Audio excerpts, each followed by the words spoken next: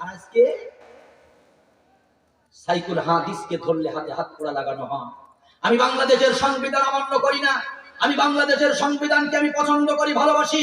সাইকুল হাদিসকে ধরলে হাত পোড়া লাগানো হয়, রফিকুল ইসলাম মাদানিকে ধরলে হাত পোড়া লাগানো হয়, খুরশিদ আলম কাশেমীকে ধরলে হাত পোড়া লাগানো হয়, খালেদ সাইফুল্লাহ আইবিকে ধরলে হাত পোড়া লাগানো হয়, আল্লাহর ওলিদের ধরলে হাত পোড়া লাগানো হয়। ওই চিত্র জগতের পরিমণি যে কাঁসা দিয়ে জন্মদিন পালন করে, ওই চিত্র জগতের পরিমণি যার উলঙ্গ বিয়াপনা দিয়ে যুবকদের চরিত্র নষ্ট করে, তার ধরার পরে হাতে হাত পোড়া থাকে না কেন? এই জাতি জানতে চায়, আল্লাহ জানতে চায়। আসসালামু আলাইকুম ওয়া রাহমাতুল্লাহি ওয়া বারাকাতুহু। আপনারা কেমন আছেন সবাই? আলহামদুলিল্লাহ, আলহামদুলিল্লাহ। ভাই যারা দাঁড়িয়ে আছেন সামনে জায়গা আসে বসে যান। আলহামদুলিল্লাহ, আলহামদুলিল্লাহি নাহমাদুহু ওয়া নাস্তাঈনুহু ওয়া নাস্তাগফিরুহু ওয়া নু'মিনু বিহি ওয়া নাতাওয়াক্কালু আলাইহি ونعوذ بالله من شرور أنفسنا ومن سيئات أعمالنا من يهده الله فلا مضل له ومن يضلله فلا هادي له ونشهد أن لا إله إلا الله وحده لا شريك له ونشهد أن سيدنا وسندنا وحبيبنا وطبيبنا ومولانا محمدا عبده ورسوله الذي أرسله بالحق بشيرا ونذيرا وداعيا إلى الله بإذنه سراجا وقمرا منيرا أما بعد فقد قال الله تعالى في كلامه المجيد وفرقانه الحميد জবান তাসির দিয়ে সবাই আমার সাথে আওয়াজ দিয়ে পড়েন أعوذ بالله من الشيطان الرجيم بسم الله الرحمن الرحيم ألف لام را كتاب أرسلناه إليك لتخرج الناس من الظلمات إلى النور وقال رسول الله صلى الله عليه وسلم أوتيت العلم الأولين والآخرين وقال تعالى إن الله وملائكته يصلون على النبي يا أيها الذين آمنوا صلوا عليه وسلموا تسليما সবাই দরুদ ইব্রাহিম পড়ুন আল্লাহুম্মা সাল্লি আলা মুহাম্মাদ ওয়া আলা আলি মুহাম্মাদ কামা সাল্লাইতা আলা ইব্রাহিম ওয়া আলা আলি ইব্রাহিম ইন্নাকা হামিদুম মাজিদ اللهم بارك على محمد وعلى آل محمد كما باركت على إبراهيم وعلى آل إبراهيم إنك حميد مجيد محبة شبي قرن بلاغ العلا بكماله كشفت جاب جماله حسنة جميع خصاله صلوا عليه ذكر قرن لا إله إلا الله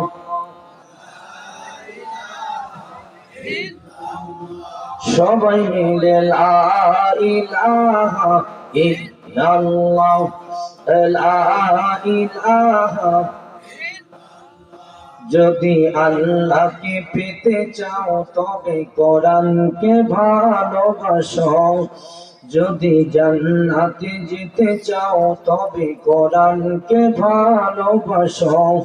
কোরআনের মাহফিলে এসে বসো দলে দলে, কোরআনের মাহফিলে বসে পড়ো দলে দলে, জান্নাতের আশা নিয়ে বসো। যদি আল্লাহকে পেতে চাও তবে কোরআনকে ভালোবাসো। থেমে গেছে আমার এই কণ্ঠের গান, মানুষের দুঃখ দেখে কাঁদে প্রাণ, কাঁদে প্রাণ। মাজলুম অসহায় কান্না, মুসলিম কিভাবে হাসো। যদি আল্লাহকে পেতে চাও তবে কোরআনকে ভালোবাসো। লা ইলাহা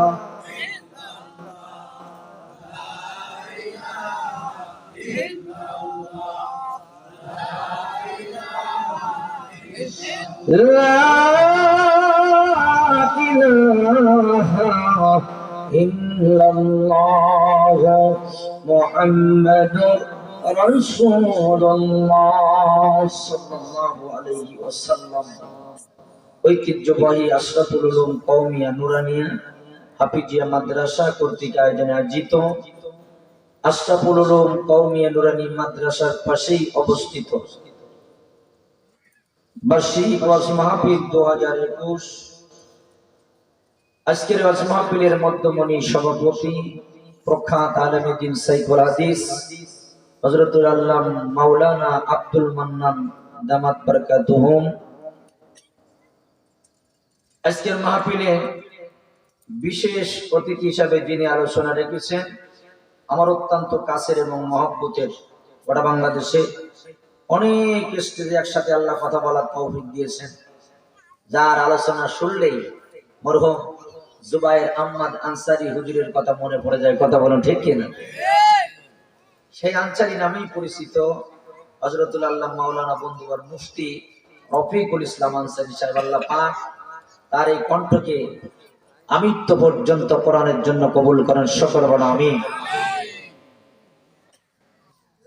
আলোচনা রেখেছেন মাওলানা মুফতি তাওহিদুর রহমান সাহেব সহ বিশেষ অতিথি অনেক উলামায়ে হযরত, সম্মুখমানে সমবেত দিনদার ফরেজগার ইমানদার মুমিন মুত্তাকি ভাইরা, আমার মাথার তাজ, মাথার মুকুট, শরীরের চামড়া দিয়ে যাদের পাপস বানিয়ে দিলেও ঋণ শোধ হবে না, পিতৃ সমতুল্য মুরব্বী বাবারা, স্নেহের প্রতিকাতে বাচ্চারা, মাদ্রাসার হাদিস তলাবা, বিশেষ করে বাংলাদেশ সরকারের গোয়েন্দা বিভাগে কর্মরত ইন্টেলিজেন্স ব্রাঞ্চের সম্মানিত সদস্যবৃন্দ, পুলিশ বাহিনী, জাতির জাগ্রত বিভাগ, সাংবাদিক বন্ধুগণ, মিডিয়ার ভাইরা উপস্থিত আছেন। এই জাতির রাহবার কর্ণধর ভবিষ্যৎ প্রাণ প্রিয় আমার যুবক ভাইরা, পর্দার অন্তর আড়ালে অবস্থানরতা পর্দা নাসিনা ধার্মিকা অবলা সরলা গৃহ কর্মে ব্যস্ত থাকা মা হযরত আয়েশা সিদ্দিকা, হযরত খাদিজার উত্তরসূরি, আমার প্রাণ প্রিয় মা ও বোনেরা, আসুন আমার আলোচনার শুরুতেই সে মহান মালিকের প্রশংসা করি যে মহান আল্লাহ পাক এই মৌসুমের শীত অপেক্ষা করে আজকের এই বিশাল আয়োজন আমরা আসতে পারি নাই, যে মহান মালিক আপনাকে আমাকে এখানে এনেছেন। চেয়েছিলাম এই শরীরটাকে আমরা এই মুহূর্তে দেব কম্বলের নিচে, আল্লাহ বলে তা হবে না, তোরে রাখবো আমি কোরআনের মজলিসে। আমরা চেয়েছিলাম কম্বলের নিচে, আল্লাহ কয় কোরআনের মজলিসে। আচ্ছা বলুন তো, আমরা এসেছি না আল্লাহ পাক এনেছেন? আল্লাহ পাক এনেছেন। ফিরআউন নামক বাদশা মুসা আলাইহিস সালামের ইব্রাহিম আলাইহিস সালামের স্ত্রী হযরত সারাকে ধরার জন্য বারবার চেষ্টা করেছিলেন। যতবার ধরতে গেছে আল্লাহর হুকুমেই সেখানে মুহূর্তের ভিতরে স্টপ হয়ে গেছে, 1 ইঞ্চিও সামনে যাইতে পারে নাই। তাহলে বোঝা গেল আমরা চলাফেরা করতে পারি না, তৌফিক দেন কে? আল্লাহ। মুসা আলাইহিস সালাতু ওয়াস সালামের ইজ্জত আর সম্মানকে নষ্ট করার জন্য নাস্তিক মহিলা স্টেজের উপরে ওঠে তার বিরুদ্ধে কট্ট ভাষায় গালিগালাজ করতেছে, আর ওই গালিগালাজকে প্রত্যেকটা কথা আল্লাহ তাআলা প্রশংসা হিসেবে কবুল করে নিতেছে। আমরা এখানে কথা বলতে পারি না, বলাই কে? আসতে পারি না, এনেছেন যে আল্লাহ। আমরা বসতে পারি নাই, বসাইছেন যে আল্লাহ। এখানে বক্তারা কথা বলতে পারে না, বলার তৌফিক দেন যে আল্লাহ। সেই আল্লাহর প্রশংসা করার দরকার আছে না নাই? আসুন দিল থেকে একসাথে জোরে সোরে মহব্বতে সকলে বলছি আলহামদুলিল্লাহ। এইটা যদি নির্বাচনের স্লোগান হতো, আমার মনে হয় একটু আওয়াজ বেশি হলে হতো। বলার আওয়াজ যদি সর্বোচ্চ ব্যয় করতে হয় কার জন্য? আল্লাহর জন্য। প্রশংসা যদি দিল খুলে করতে হয় কার জন্য? আল্লাহর জন্য। আমার ভাইরা, এই পৃথিবীর জমিনে সূর্যের আলোটা পৌঁছাইতে 8 মিনিট 15 সেকেন্ড সময় লেগে যায়। সূর্য পৃষ্ঠে 6000 সেন্টিগ্রেড ডিগ্রি তাপ। এই পৃথিবীর জমিন থেকে 9,30,00,000 মাইল দূরে। তাহলে সূর্যের আলো প্রতিদিন আসতে বিজ্ঞানীরা বলেছেন প্রায় 8 মিনিট 15 সেকেন্ড সময় লাগে। কিন্তু মুসলমানের কণ্ঠ আল্লাহ পাক এতটাই দামি করেছেন, এই কণ্ঠ দিয়ে যখন আল্লাহর প্রশংসার বাণী তারা শোনায়, এইটা আল্লাহর দরবারে পৌঁছাইতে 8 মিনিট 15 সেকেন্ড সময় লাগে না। কুদরতি কুদরু বিন্দু বিন্দু হাড্ডাট মাদ মদিনার খালবিল পেরিয়ে মুহূর্তের ভিতরে আল্লাহর আরশ আজিমে পৌঁছে যায়। এজন্য আরেকবার বলেন আলহামদুলিল্লাহ। দুরূদ আর সালাম আপনার আমার নবী, বিশ্ব নবী, বিশ্ব মানবতার মুক্তির এক মহানায়ক, যে বিশ্ব নবীর পায়ের তলে সিরাতুল মুস্তাকিম, হাতে রয়েছে হাউজে কাউসার, আর জবানে রয়েছে উম্মতি মুহাম্মাদীকে শাফায়াত করে সবার আগে জান্নাতে নেওয়ার অধিকার। কোন সুবহানাল্লাহ। যে বিশ্ব নবী পৃথিবীর মন্দিরে এসেছিলেন এমন একটি সময়, যে সময় ছিল না কোন আইন, ছিল না কোন শাসন, গোটা সমাজ ছিল গাঢ় কালো অন্ধকারে নিমজ্জিত। টেন্ডারবাজি, চাঁদাবাজি, খুন গুম, ধর্ষণ, জেনা, ব্যভিচার, এগুলা ছিল মানুষের এক নিত্যদিনের অভ্যাস। কথা বলুন ঠিক কিনা? যে জামানাটার নাম ছিল আয়ামে জাহিলিয়াত। খুনে ধরা সমাজকে সংস্কার করার জন্য মহান আল্লাহ পাক এই মহাগ্রন্থ আল কুরআনুল কারীম দিয়ে তার মহামানবকে পাঠালেন এই পৃথিবীর জমিনে। তিনি আর কেউ নন, তিনি হলেন আপনার আমার নবী, বিশ্ব নবী জনাবে মুহাম্মদ রাসূলুল্লাহ সাল্লাল্লাহু আলাইহি ওয়াসাল্লাম। এই কোরআন যখনই প্রচার শুরু করলেন, চতুর্দিক থেকে কাফের বেঈমানদের অত্যাচার, জুলুম, নির্যাতন এসেছিল কিনা?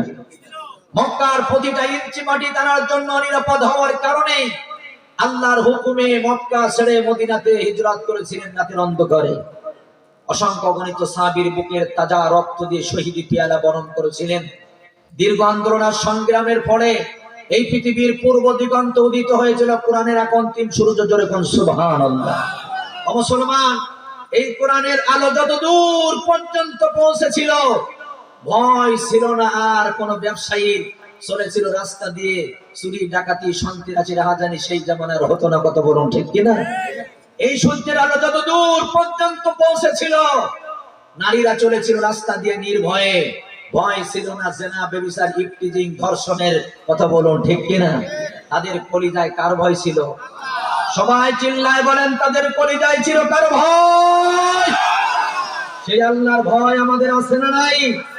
আর জোরে বলেন, আছে না নাই? আমাদের আজকের এই কোরআনের মাহফিলে একটি শপথ নিতে হবে। পৃথিবীর জমিনে এসে আমরা যে মায়ের দুধ পান করেছি, মুখের দিকে তাকিয়ে দেখি সেই মা মুসলিম সমাজে বসবাস করে একজন মুসলিম নারী। কথা বলুন ঠিক কিনা? যে মুসলিম মায়ের দুধ পান করেছি, এই পৃথিবীর জমিনে যে বাবার করে চলি, বাবার মুখে দাঁড়িয়ে দেখেছি, মাথায় টুপি দেখেছি। এই পৃথিবীর জমিনে এসে মসজিদের মিনার থেকে কানে আওয়াজ শুনেছি আযানের। এই পৃথিবীর জমিনে এসে আমরা দেখেছি আমাদের বাপ দাদাদের মাথায় টুপি, মুখে দাড়ি। তারা একটি মাত্র ধর্ম গ্রহণ করেছিল, নাম হলো ইসলাম। সুতরাং আজকের মুসলমান এখানে যারা এসেছি আল্লাহর ভয় নিয়ে, এই আল্লাহর ভয় নিয়ে আমরা শপথ করতে চাই। অতীতে ইসলাম ছিল, বর্তমানে আসবে, ভবিষ্যতে থাকবে। ইসলাম নিয়ে যদি কেউ চক্রান্ত করে বাংলার জমিনে তাদের ছাড় দেওয়া হবে না।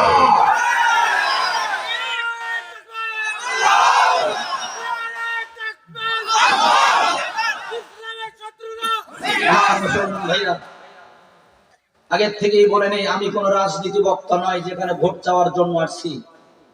যেহেতু দল মত নির্বিশেষে আমরা সকলে এখানে কোরআন শুনতে এসেছি। বলুন তো কি শুনতে এসেছি?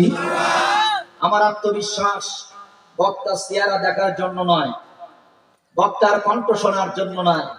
এখানে নিঃসন্দেহে আমরা পরিপূর্ণ হেদায়েত নিয়ে বাড়িতে যাব, এই নিয়াত করে বসেছি। কথা বলুন ঠিক কিনা?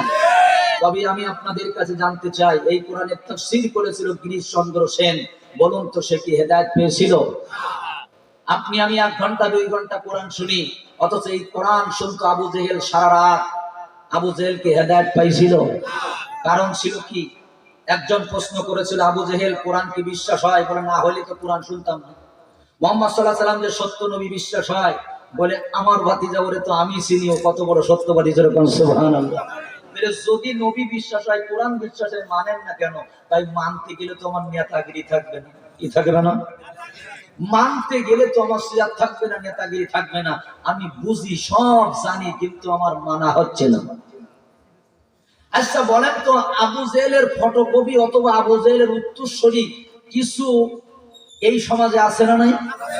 বাংলাদেশে যত মাহফিল হয়, গোটা বিশ্বে এত ঘনত্ব মাহফিল আর হয় না, ঠিক কিনা কোন? এক তারিখেই কমপক্ষে 20টা করে দাওয়াত আসে আমাদের কাছে। আমার ভাইজান, এত মাহফিল, বক্তার অভাব নাই, তারপরে এত দাওয়াত। আমরা এত ছোট হুজুর, আমাদের কাছে যদি আসে, বড় বড় বক্তাদের কি পরিমাণ দাওয়াত আসে চিন্তা করেন ভাইজান। তো এই যে এত মাহফিল, হেদায়েত নেই কেন? কিছু আবু জেহেলের উত্তরসূরিরা এসে মাহফিল শুনে, তারা চিন্তা করে, হুজুর নামাজ না পড়লে কি হয় আমার জানা আছে, 1300 টাকা সুদে টাকা লাগাইলে কি হয় তাও আমি জানি, অন্যায় ভাবে লোকের জমা জমি ফাঁকি দিলে কোন গুনাহ হয় তাও আমি জানি, কিন্তু আমার মানা হচ্ছে না। কি হচ্ছে না? আপনি যতই ওয়াজ করেন না কেন, এখান দিয়ে শুনবো আর এখান থেকে বের করবো, আপাতত ওয়াজ আমি মানতে পারবো না। আচ্ছা বলুন তো, 1-2 ঘন্টা না কিয়ামত পর্যন্ত ওয়াজ যদি শোনে, ওর কি হেদায়েত হবে? জোরে বলেন, হেদায়েত হবে? কখনো হেদায়েত হবে না। এখানে এমন একটি নিয়াত নিয়ে বসতে হবে, অন্যায় অনাচারে জর্জরিত হয়ে জীবনে যত গুনাহ করেছি, নিজের আত্মার পরে জুলুম করেছি, আয় আল্লাহ তুমি আমাদের জীবনের গুনাহকে মাফ করে আমাদেরকে আজকের এই মাহফিল থেকে পরিপূর্ণ হেদায়েত ওয়ালা বানিয়ে দাও। কথা বলুন ঠিক কিনা? আরো জোরে বলুন ঠিক কিনা?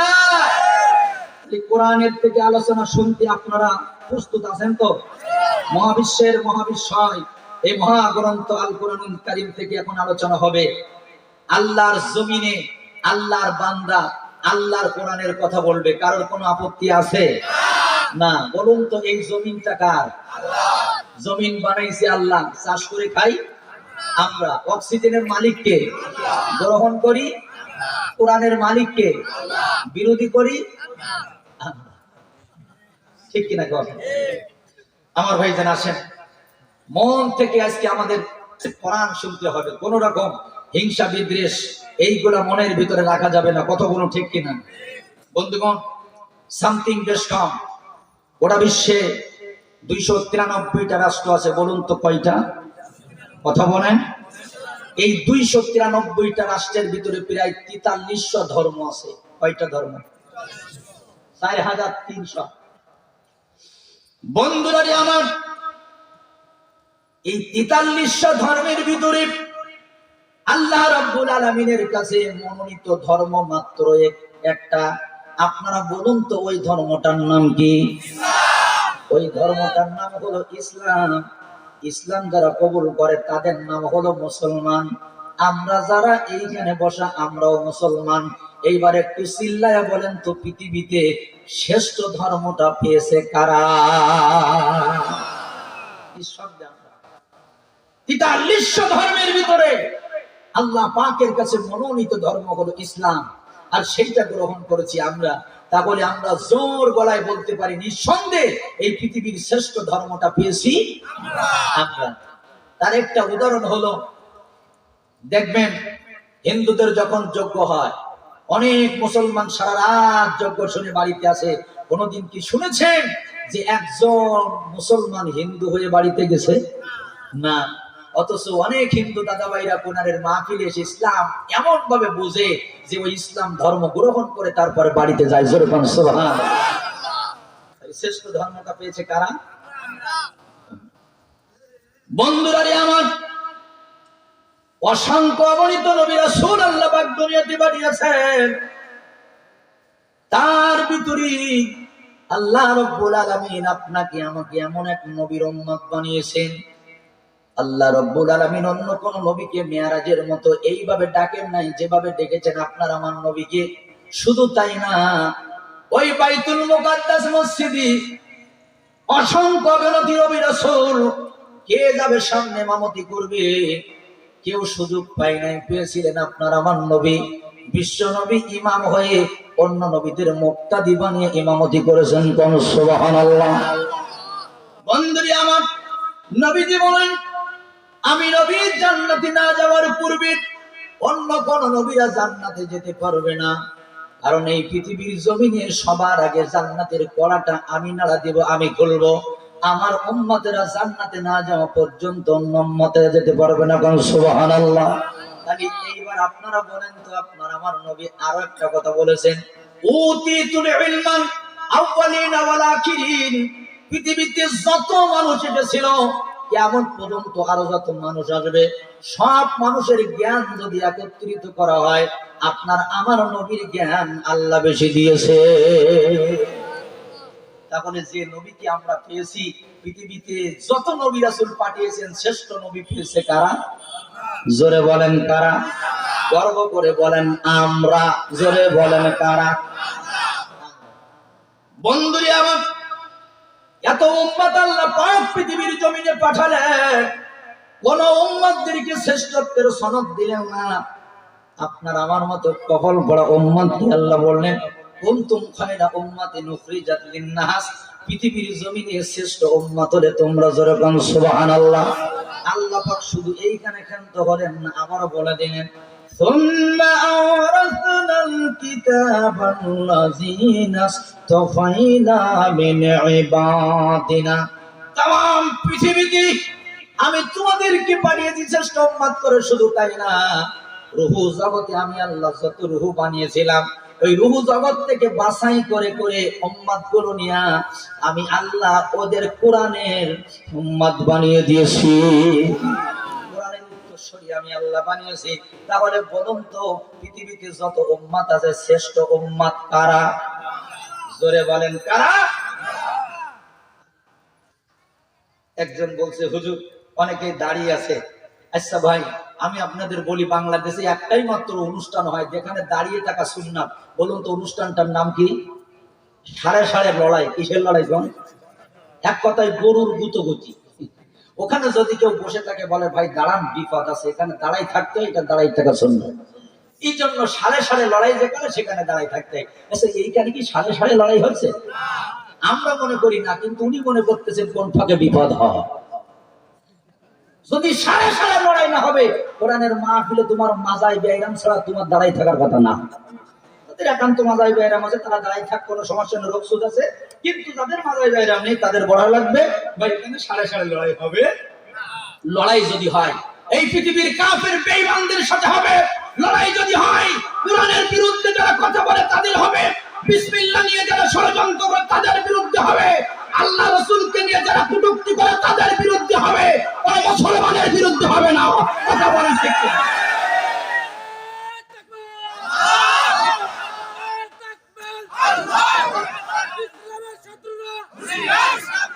আমার মুসলমান ভাইরা, তাহলে বলতেছিলাম শ্রেষ্ঠ উম্মত পাইছে কারা?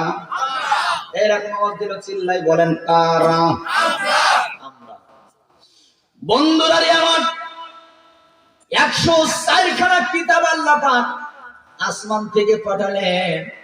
কোন কিতাবের দায়িত্ব আল্লাহ নিলেন না। মুসা নবী, তোমার কিতাব হেফাজতের দায়িত্ব কিন্তু তোমার। তুমি চলে গেলে এতে কম বেশি হতে পারে, নকল ঢুকতে পারে। ঈসা নবী, তোমার কিতাবের দায়িত্ব তুমি নাও।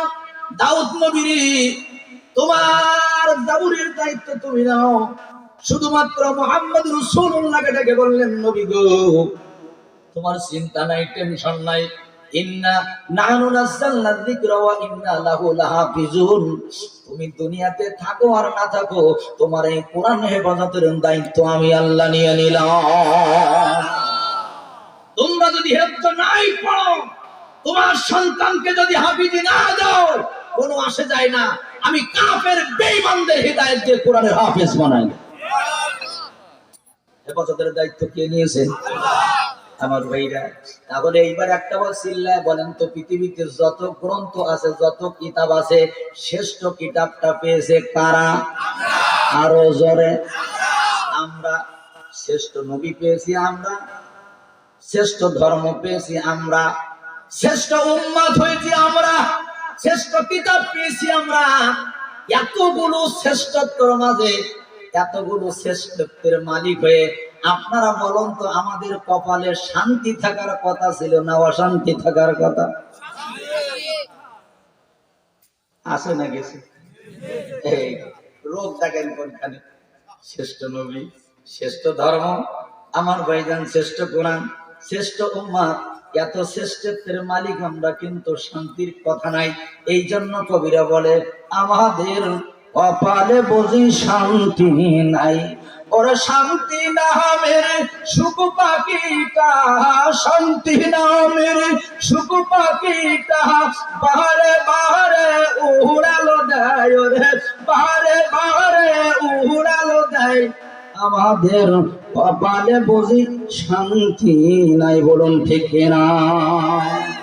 মারামারি, কাটাকাটি, ফাটাফাটি, কোর্টের বারান্দায় হাঁটাহাঁটি, স্বামী স্ত্রী লাটালাটি, বউ শাশুড়ি ঝাঁটাঝাঁটি, তার মানে শান্তির তালবর্ষা পর্যন্ত বিদায় নিতেছে। কথা বলুন ঠিক কিনা? আচ্ছা, কোন কারণে এত শ্রেষ্ঠত্বের মাঝে শান্তি চলে গেছে জানার দরকার আছে না নাই? অবশ্যই।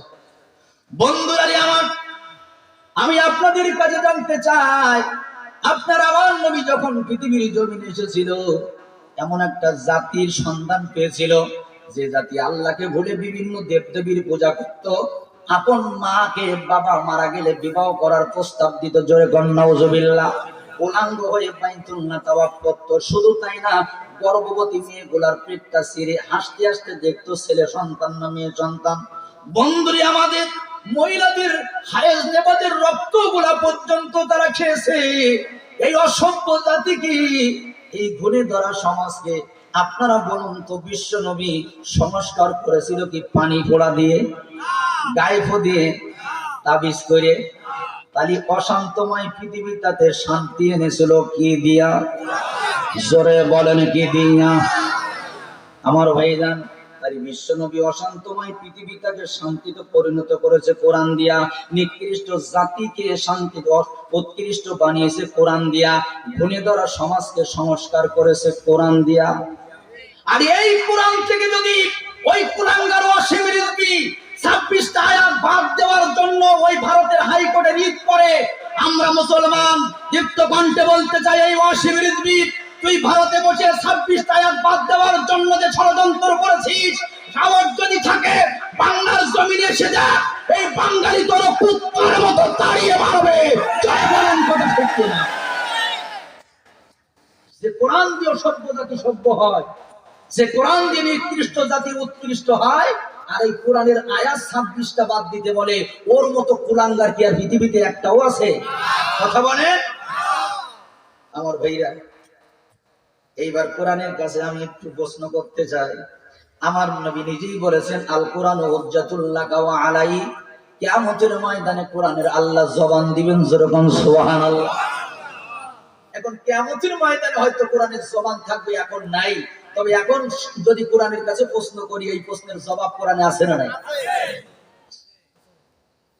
বন্ধুরা আমার, যুবকেরা দেখবেন এখন ওই যে কি করে, শেয়ার করে, মোবাইলে শেয়ার করে না, লিখে দেয়, ওখান থেকে আবার উত্তর আসে। এখন আপনিও মাঝে মাঝে কোরআনের সাথে শেয়ার করবেন, যে প্রশ্ন করবেন পরবর্তীতে দেখবেন কোরআন আপনার ওর জবাবে উত্তরটা দেবে, যেরকম ঠিক না? আমি একটু কোরআনকে বলবো, কোরআন অসভ্য জাতিকে এক সময় তুমি সভ্য বানিয়েছিলে, নিকৃষ্ট জাতিকে উৎকৃষ্ট বানিয়েছিলে, ঘুণে ধরা সমাজকে সংস্কার করেছিলে। ও কোরআন, তুমি কি পারো না এই বাংলাদেশ ছোট্ট একটি রাষ্ট্র, 56,000 বর্গ মাইলের এই বাংলাদেশে একটু শান্তির ব্যবস্থা করে দিতে?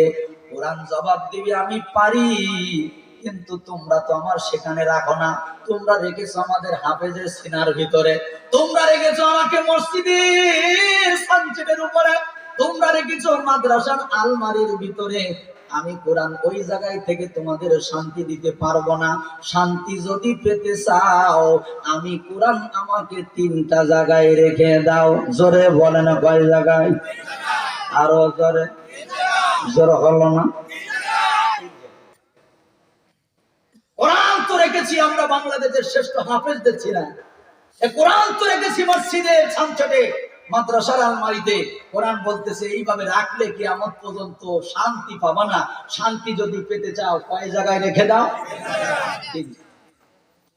বন্ধুরি আমার,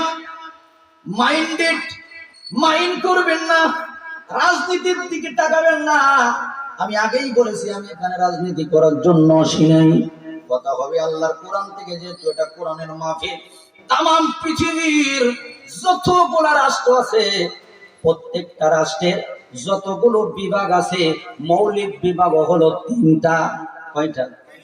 একটা হলো আইন বিভাগ, আমার সাথে বলেন, একটা হলো আইন বিভাগ, আর একটা হলো শাসন বিভাগ, আর একটা হলো বিচার বিভাগ।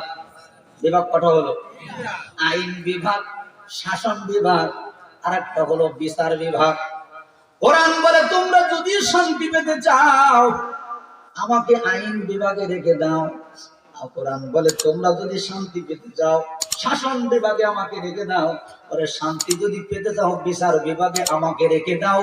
আল্লাহু আকবার, এই জামানাটা স্বর্ণের জামানা হয়ে যাবে। হবে কি না? এইবার আসেন, প্রথম বিভাগের নাম কি? আইন বিভাগ। আইন চলবে কি দিয়া? এখন যদি প্রশ্ন করেন হুজুর কেন কোরআন দিয়ে আইন চলবে? দেশটা তো স্বাধীন করলাম আমরা, করতে পারেন। বন্ধুরি আমার, কিন্তু আল্লাহ রাব্বুল আলামিন ঠিকই বলেন, ইন্না রাব্বাকুমুল্লাহুল্লাযী খালাকাস সামাওয়াতি ওয়াল আরদা ফি 6 আইয়ামিন সুম্মা ইসতাওয়া আলাল আরশ। আল্লাহ বলে আসমান আর জমিনকে আমি আল্লাহ 6 দিনে বানিয়েছি। কয় দিনে? আল্লাহ বলে বানাইলাম আমি আলালাহুল খালকু ওয়াল আমরু, আমি আল্লাহ আসমান বানিয়েছি, জমিন বানিয়েছি। সুতরাং হুকুম চলবে আমার, আইন চলবে আমার। আরে শান্তি যদি পেতে চাও আমার আইনের ভিতরে কোরআনটা রেখে দাও। তাহলে আল্লাহর বান্দা আল্লাহর জমিনে আইন মানবে কারা? সবাই চিল্লায় বলেন, কার আইন মানবে? কারণ এমন আল্লাহর কথা বলে যে আল্লাহ রাজাদিরা সম্রাটের সম্রাট, যার কাছ থেকে পৃথিবীতে এসেছি আবার তার কাছে একদিন চলে যাওয়া লাগবে। সুতরাং এই আল্লাহর আইনের উপরে আর কারো আইন হতে পারে? একমাত্র আইন করতে পারেন কে? আল্লাহ। কোরআনে অনেক সূরা আল্লাহ পাক দিয়েছেন মৌমাছির নামে। এরপরে এই কোরআনে মানুষের নামে, গরুর নামে সূরা আছে না নাই? মৌমাছির নামে একটা সূরা আছে, বলুন তো নামটা কি? সূরাতুন নাহল। বন্ধুরি আমার, মৌমাছি ক্ষুদ্র একটা প্রাণী। আল্লাহ পাক মৌমাছিকে একটা আইন জারি করে দিলেন, এ মৌমাছি, ওয়াউহা রাব্বুকা ইলান নাহলি আনিত্তাখিযি মিনাল জিবালি বুয়ুতাও ওয়া মিনাশ শাজারি ওয়া মিম্মা ইয়ারিশুন। বলেন আল্লাহু আকবার। আল্লাহ পাক দেখি বলে মৌমাছি রে, তোর আল্লাহ আইন জারি করেছি, ঘর যদি বাঁধতে হয় পাহাড়ে বাঁধতে হবে, ঘর যদি বাঁধতে হয় গাছের ডালে বাঁধতে হবে, ঘর যদি বাঁধতে হয় মানুষের বাড়িতে বাঁধতে হবে। এই 3 জায়গায় ছাড়া 4 জায়গায় ঘর বাঁধা যাবে না। কার আইন? কারে বলেছে? মৌমাছি। মৌমাছি আল্লাহর হুকুম মেনে আল্লাহর গোলামি করে 3 জায়গায় ছাড়া ঘর বাঁধে না। গাছের ডালে ঘর বাঁধে, পাহাড়ে ঘর বাঁধে, মানুষের বাড়িতে ঘর বাঁধে, অন্য কোনো জায়গায় মৌমাছি ঘর বাঁধে না। আল্লাহর আইনটা মেনে নেওয়ার কারণে অনেক প্রাণী আছে মৌমাছির সম্মান আল্লাহ বাড়াই দিয়েছে। ফুলের পরে প্রজাপতি বসে, ভোমরা বসে, মৌমাছি বসে, মধু শুধু মৌমাছির কবলে জোটে। শুধু তাই না, পৃথিবীর জমিনে কোন বাচ্চা যখন আসে এত সুন্দর সুন্দর খাবার থাকে, এমনকি যে মা গর্ভে ধারণ করেছে সেই মায়ের বুকের দুধও থাকে। আল্লাহ বলে মৌমাছির যে মধু আহরণ করলো ওই বাচ্চাটা সবার আগে ওই মৌমাছির মধু খাওয়ার পরে মায়ের দুধ পান করে। বলুন ঠিক কিনা? এটা রাসূল বলেছেন মধু হলো সর্বরোগের ঔষধ। সুবহানাল্লাহ। কোন মৃত্যু ছাড়া সর্বরোগের ঔষধ। তাহলে মৌমাছি কি আল্লাহর আইন মেনেছিল না লঙ্ঘন করেছিল? মৌমাছিকে বলেছিল ঘর বানলে কয় জায়গায় বাঁধবা। ঠিক আছে, এবার আল্লাহ মানুষের একটা আইন জারি করে দিল। আমরা কি মানুষ না অন্য কিছু? আমাদেরকে আল্লাহ একটা আইন দিলেন, এ মানুষ তোমরা শুনে নাও, লা তাকুলু আমওয়ালাকুম বাইনাকুম বিল বাতিল। তোমার বাপ দাদার পৈতৃক সম্পত্তি যতটুকু, তোমার দলিলে রেজিস্ট্রি করা আছে যতটুকু, ভোগ করবা ততটুকু। লা তাকুলু আমওয়ালাকুম বাইনাকুম বিল বাতিল। ওরে জোর করে অন্যায় ভাবে আরেকজনের জমি তুমি দখল করবা না। মৌমাছি আইন মানার কারণে মৌমাছির সম্মান বেড়েছিল। মানুষকে বলল তোমার দলিলের জমি যতটুকু, বাপ দাদার সম্পত্তি ততটুকু মানবা। জোর করে কারণ জমা জমি দখল করা। আমরা কি এরকম আছে কেউ জোর করে দখল করে? রোগ দেখেন কোন জায়গা। বন্ধুরা আবার আল্লাহু আকবার এখনো পর্যন্ত দেখা যায় মাথায় টুপি, মুখে দাড়ি, লম্বা জামা গায়ে দিয়া বাইতুল্লাহ শরীফ তওয়াফ করেছে কমপক্ষে 5 বার। নামের আগে আলহাজ। পাকড়িও এত সুন্দর, লম্বা জামাও সুন্দর।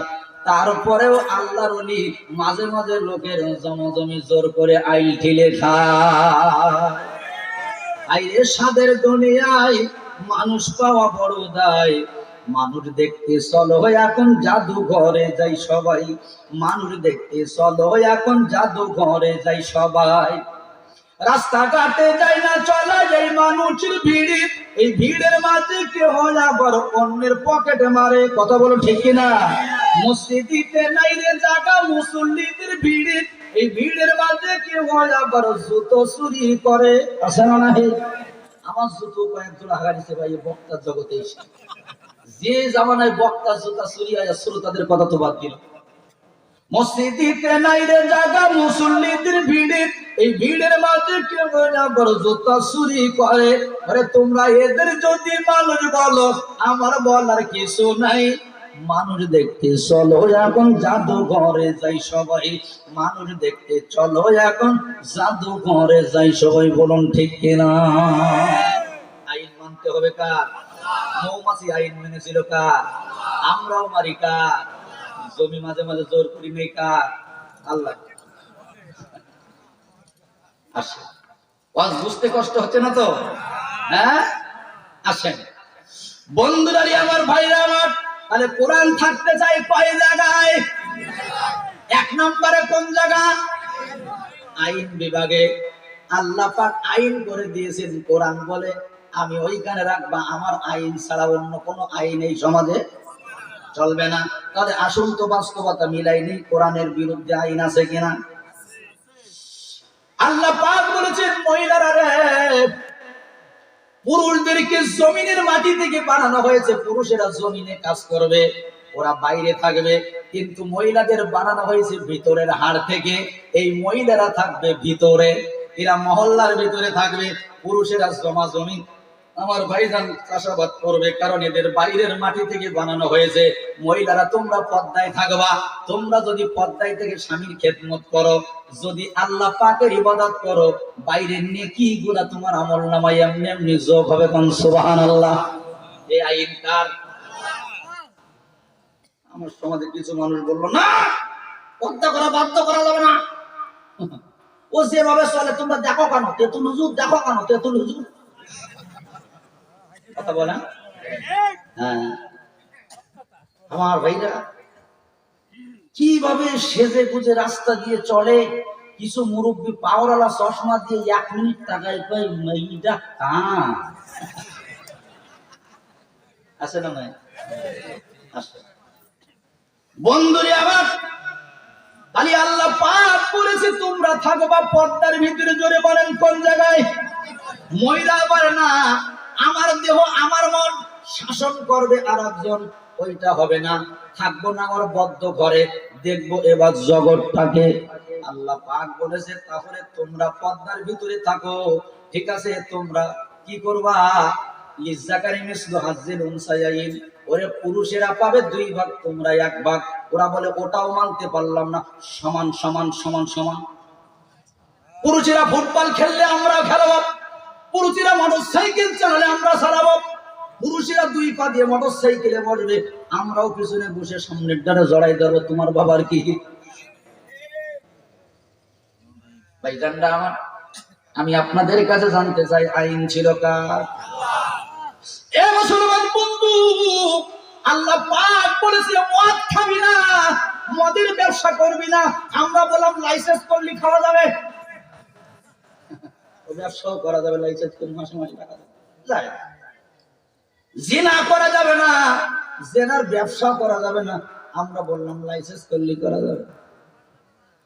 আপনারা বলুন তো, আল্লাহ পাকের আইনের সাথে আমাদের আইনের কি কোনো মিল আছে?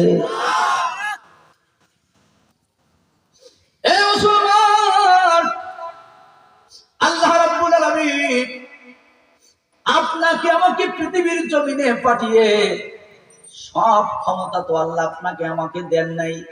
আপনারা বলুন তো, আমাদের পূর্বে 6টা জাতিকে পৃথিবীর জমিন থেকে গজব দিয়ে মেরেছিলেন কে? ওই আল্লাহর ক্ষমতা আছে না নাই? আমরা এতটাই কপাল পোড়া, এই যে করোনা আসলো, করোনা আল্লাহর সৈনিক। বলুন কার সৈনিক? করোনা আল্লাহর সৈনিক। কারণ এর সাথে মোকাবেলা করার ক্ষমতা কি কারোর আছে? পঙ্গপাল, এটা আল্লাহর সৈনিক। রক্তের গজব, ব্যাঙের গজব, কুকুরির গজব, এগুলো সব আল্লাহর সৈনিক। এই জন্য তাম পৃথিবীর প্রত্যেকটা বিজ্ঞানী, ডক্টর, মানে গবেষণাবিদ, তারা বলেছে গরুর ঠুসি মাছ দিয়ে করোনা চালানো যাবে না, ভ্যাকসিনের মাধ্যম দিয়ে করোনা চালানো যাবে না, মাহফিল বন্ধ করে করোনা চালানো যাবে না। এই করোনা নিঃসন্দেহে আল্লাহর গজব। আল্লাহ পাক যদি কোনোদিন দয়া করে উঠায় না নেয়, কথা বলার ঠিক কিনা?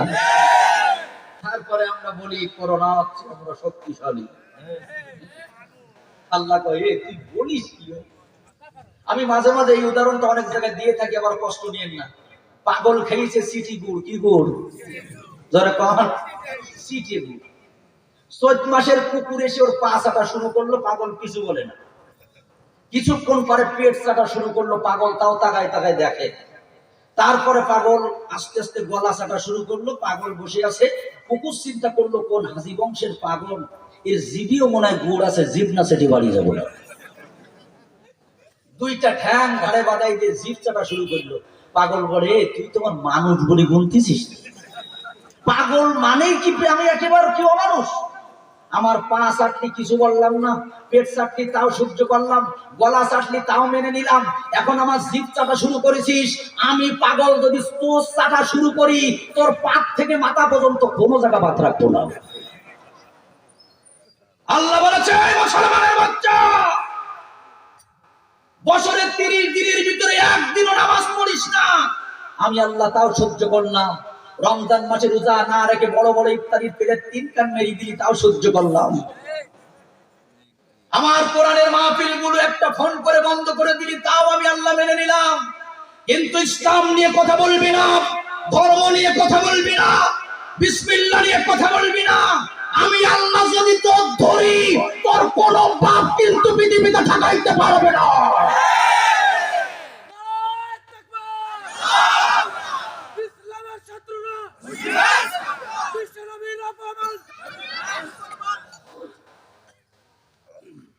আপনাদের কষ্ট হচ্ছে? আলোচনা চলবে? ঠিক আছে, আধা ঘন্টা পরে পিছন থেকে কিছু লোক আস্তে আস্তে চলে যাবেন, তাহলে আপনারাও বেঁচে যাবেন, আমিও বেঁচে যাবো। কিন্তু এরকম বসে থাকলে কিন্তু ভাই 2-3 ঘন্টা হয়ে যাবে। ঠিক আছে, আসেন বন্ধুরা আমার, বলতেছিলাম আল্লাহ রাব্বুল আলামিন পৃথিবীর জমিনে আমাদেরকে ঘোষণা দিয়েছেন আইন মানবা কার? মানবা না। তোমাদের কপালে কিন্তু শনি আছে, জোরে কোন কি আছে? তোমাদের কপালে শনি আছে। আমার বন্ধুগণ, হযরতে ঈসা আলাইহিস সালাতু ওয়াস সালাম তার কওমকে বলল তোমরা রোজা রাখো, বলে কয়টা? ঈসা নবী কয় 30টা। তার কওম বলে 30টা রোজা রাখলে কি দিবে? হযরতে ঈসা বলে আল্লাহ তোমাদের বিনিময় দিবে। কি দিবে? ঠিক আছে, 30টা রোজা রাখা শেষ, মিছিল নিয়ে এইবার ঈসা নবীর বাড়ির সামনে এসে বলতেছে নবী দাও আমাদের বিনিময় দাও। কিসের বিনিময়? তা রোজা রাখতে বলছো, 1 মাস রোজা রাখছি, কই আমাদের সে বিনিময় কই? ঈসা আলাইহিস সালাতু ওয়াস সালাম বলতেছে যে একটু ধৈর্য ধরো, আল্লাহ পাক দিবে তো, আসমান থেকে দিবে। বলে ধৈর্য ধরার সময় নেই, কারোর বাড়িতে যদি চাকরি করতাম মাস শেষ হলেই তো বেতন দিত, কারোর বাড়ি যদি কামলা করতাম সন্ধ্যার সময় টাকা দিত, আর 1 মাস রোজা রাখা এটা কষ্টের ব্যাপার, তাড়াতাড়ি দাও। হযরত ঈসা বলেন তোমরা কি নিবা? তৎকালীন সময় নাম ছিল খানজা, যার অর্থ হলো ময়দা। এর ভিতরে কিছু মাছ ভুনা ছিল, কিছু গোশত ভুনা ছিল, কিছু রুটি ছিল, একত্রিত নাম হলো খানজা। জোরে বলেন নামটা কি? নাম হলো খানজা। এই জাতি বলল আমরা আসমানি খানজা খেতে চাই, দুনিয়ার খানজা বহুত খেয়েছি, এখন একটু আসমানি খানজা খাবো। রোজা রাখার কথা বলেছিলেন, তাড়াতাড়ি আসমান থেকে নিয়ে আস। বন্ধুরা রে আমার, হযরত ঈসা আলাইহিস সালাতু ওয়াস সালাম অনেক যুক্তি দিলেন, কিন্তু ওরা মেনে নিল না। বাধ্য হয়ে ঈসা আলাইহিস সালাতু ওয়াস সালাম আল্লাহর কাছে দোয়া করলেন, রব্বানা আনজিল আলাইনা মাইদাতাম মিনাস সামা। আল্লাহু আকবার। আল্লাহ পাকের নবী ঈসা বলে আল্লাহ কথা দিয়েছিলেন এদের খানজা খাওয়াবেন, আল্লাহ দেন না। এই জাতির জন্য আল্লাহ আপনি একটু আসমানি খাদ্য খানজা পাঠায় দেন। আল্লাহ পাক বললেন মুসা দেব, কিন্তু শর্ত আছে, ফামায়াকুর বাদু মিনকুম ফাইন্নি ওয়াজিবুহু আযাবাল লা ওয়াজিবুহু আহাদাম মিনাল আলামিন। একটা শর্ত আগে মেনে নেওয়া লাগবে, তা না হলে আসমান থেকে আমি এই খানজা পাঠাবো না। ঈসা নবী বলে আল্লাহ কিসের শর্ত? বলে এই খানজাগুলো গরিবের হক গরিবের কাছে পৌঁছাই দিতে হবে, এর থেকে চুরি করে আগামী দিনের জন্য ঘরে রাখা যাবে না, কোন রকম দুর্নীতি করা যাবে না, তার হক তার পর্যন্ত পৌঁছাই দিবা, আগামী দিনের জন্য এর থেকে কিন্তু জমা করে রাখা যাবে। যদি রাখো ফামায়াকুর বাদু মিনকুম ফাইন্নি ওয়াজিবুহু আযাবাল লা ওয়াজিবুহু, এমন আযাব আমি তোমার এই জাতিদের দেব, ওরে কিয়ামত পর্যন্ত পৃথিবীতে ওই আযাব আর আমি কাউকে দেব না। মানে এমন আযাব দেব যে পৃথিবীতে ওই আযাব আর কারো দেব না। বন্ধুরা রে আমার ভাইরা, এবার আসমান থেকে খানজাটা শুরু হয়ে গেল।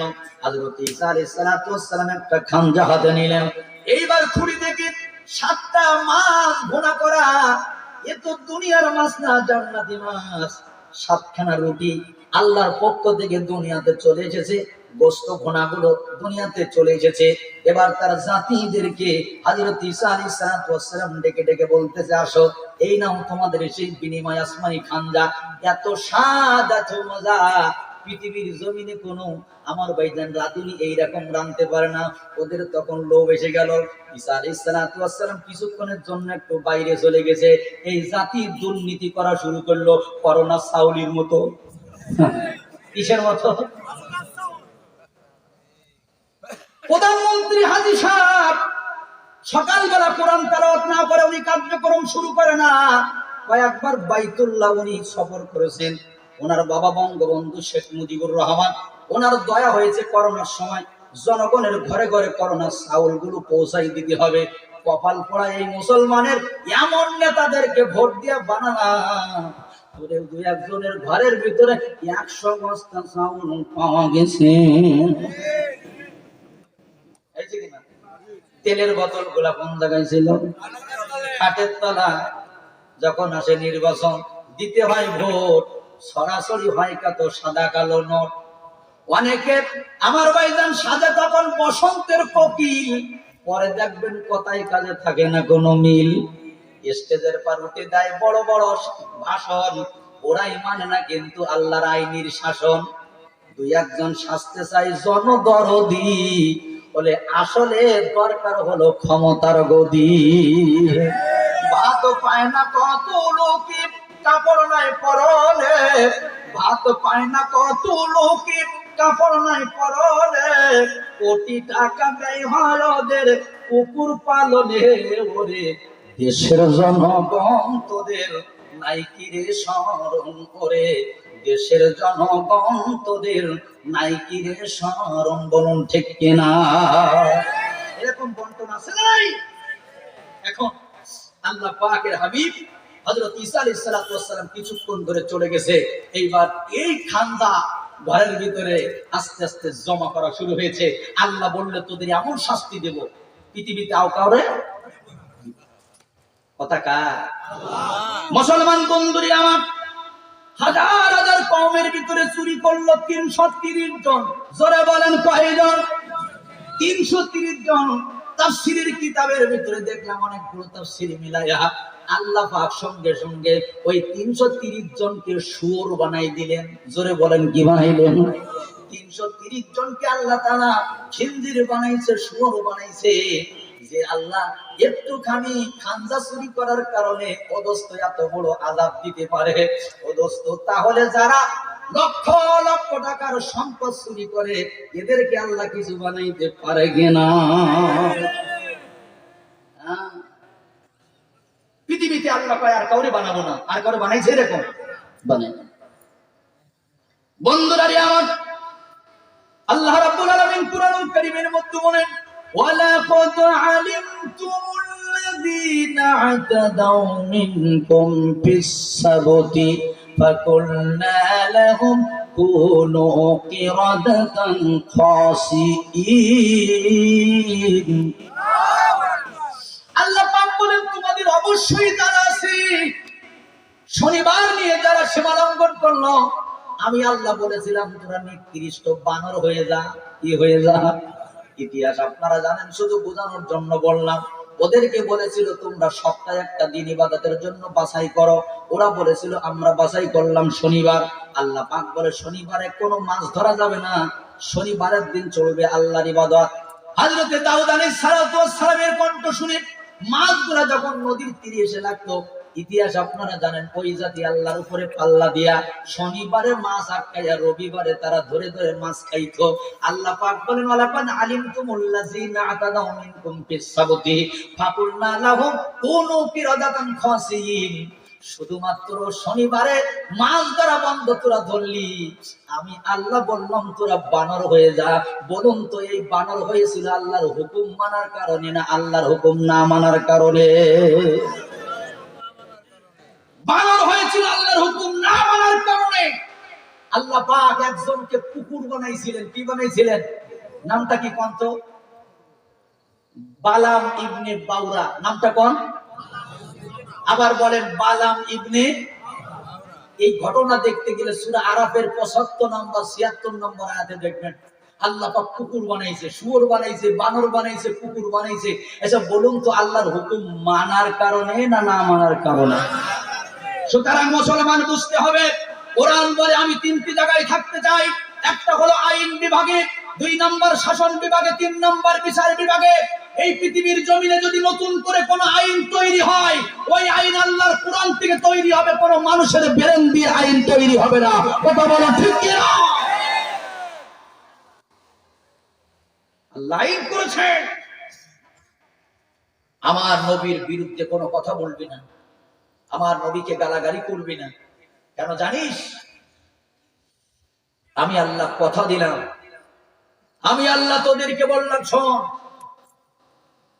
যদি আমার নবীর ফয়সালা তোরা মেনে না নিস, যদি আমার নবীর মহব্বত তোদের কলিজায় না থাকে, কসম করে আল্লাহ নিজেই বলেছেন তোরা ঈমানদার হতে পারবি না। জোরে কোন ঠিক কি?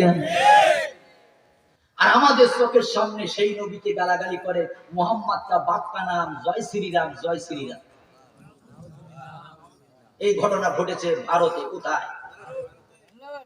হাজার হাজার এই কাফের বেঈমানগুলো আপনারা আমার নবীকে নিয়ে বলতেছে মোহাম্মদ কা বাপ কা নাম জয় শ্রীরাম, জয় শ্রীরাম।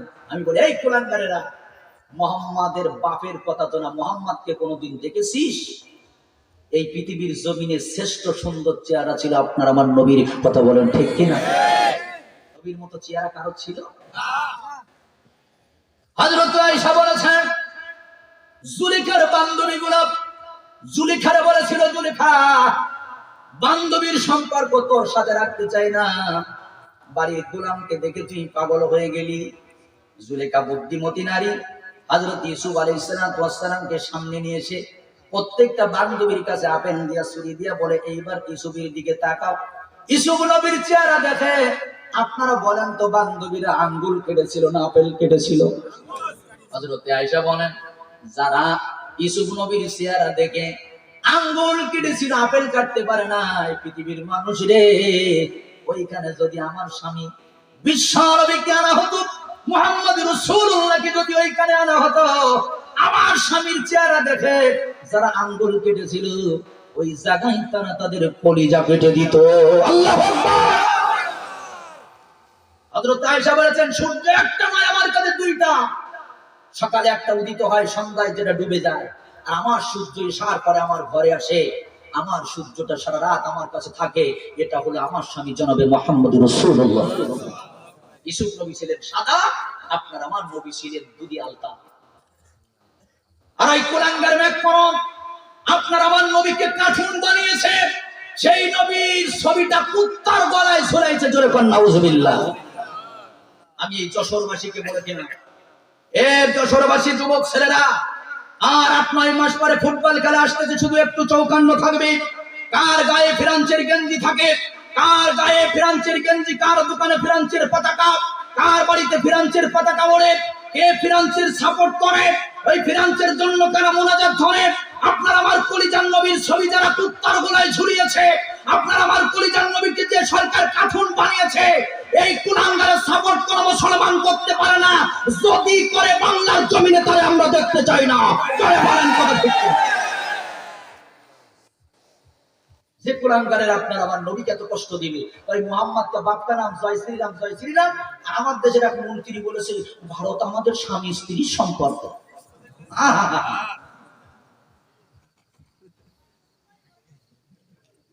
আমার আলোচনায় কোন রাজাকারের গন্ধ হয়েছে না? নিরাপক্ষ আলোচনা। কি গন্ধ? একেবারে নিরাপক্ষ আলোচনা, অরাজনৈতিক আলোচনা, কোন রাজনীতির গন্ধ নেই। আমি মনে করি যদি এই আলোচনা কেউ রাজনীতি বলে মনে করে, ওর রক্তটা টেস্ট করা দরকার, ওর রক্তে মনে হয় ফিরাউনের ভেজাল আছে। মুসলমান বন্ধুরি আমার, বলতেছিলাম আল্লাহ রাব্বুল আলামিনের সাথেই দুনিয়াতে দিয়েছে যারা পাল্লা, আল্লাহ কিন্তু রাখে নাই তাদের পাল্লা। জোরে বলেন কথা ঠিক কিনা? পৃথিবীতে একটা জাতি ছিল 12 হাত লম্বা, এই জাতির গায়ে এত শক্তি ছিল বন্ধুরি, পাহাড়ের পাড়ে যদি একটা লাথি মারতো পাথরটা 2-3 ইঞ্চি ডিপ হয়ে যেত। এই জাতির গায়ে আল্লাহ পাক এত শক্তি দিয়েছিল আমার ভাইরা, হাতের একটা ঘুষি দিয়া তারা পাথর পর্যন্ত ডিপ করে দিত। এই জাতিটার নাম কি বলুন তো? আদ জাতি। সবাই বলুন কি জাতি? এই জাতির নাম হলো আদ জাতি। আল্লাহ রাব্বুল আলামিন এই জাতির কাছে হযরত হুদ আলাইহিস সালামকে পাঠালেন, নবী গো এদেরকে বলো এরা কি বলতে চায়, এদেরকে জানা দাও ইন্নাল্লাহা আলা কুল্লি শাইইন কাদির, আমার ক্ষমতার উপরে আর কোনো ক্ষমতা নাই। ওই জাতি বলে কলু মানাসাদু মিন্না কুওয়া, আমাদের চেয়ে শক্তিশালী পৃথিবীতে আর কেউ নাই। আল্লাহ বলে আমি বড়, ওরা বলে আমরা বড়। আল্লাহ বলে আমি ক্ষমতা সবচেয়ে বেশি রাখি, ওরা বলে কলমান আসাধ্য মিন্না কুয়া, আমরাই ক্ষমতা বেশি রাখি। আল্লাহ বলে রাখ, 3 বছর পর্যন্ত আমার মুসলমান বৃষ্টি বন্ধ করে দিল। যেরকম সুবহানাল্লাহ। কয় বছর বৃষ্টি বন্ধ? 3 বছর। বৃষ্টি কিভাবে নিয়ে আসিস? পারবে কেউ? করোনার সময় অক্সিজেনের অভাব, 20,000 টাকা সিলিন্ডার কিনে যারা অক্সিজেন নাকে লাগাইছে, এরা জানে যে বিনা টাকার অক্সিজেনের শুকরিয়া কতটা আদায় করা দরকার। তখন তো শুকরিয়া আদায় করো না। এখনকার যুবক ছেলেরা কি মাতাল, কাঁচা বাদাম বন্ধু, কাঁচা বাদাম। কি বুঝেছে যুবকরা? আপনারা বলবেন না কাঁচা বাদাম কাকে বলে? আমার ভাইরা, তোদের একটি কথা বলে গেলাম, শোন এ যুবক ছেলেরা, আর কাপালিং করো না, আর বাড়াবাড়ি করো না। আমি তোদের পায়ে হাত দিয়ে বলে গেলাম, এই করোনা মহামারীতে আমি দেখেছি অনেক যুবক তারা মসজিদের সামনের কাতারে নামাজ পড়েছে। এই করোনা মহামারীতে অনেক যুবক ভয়ে কিন্তু মুখের দাড়িও রেখে দিয়েছিল।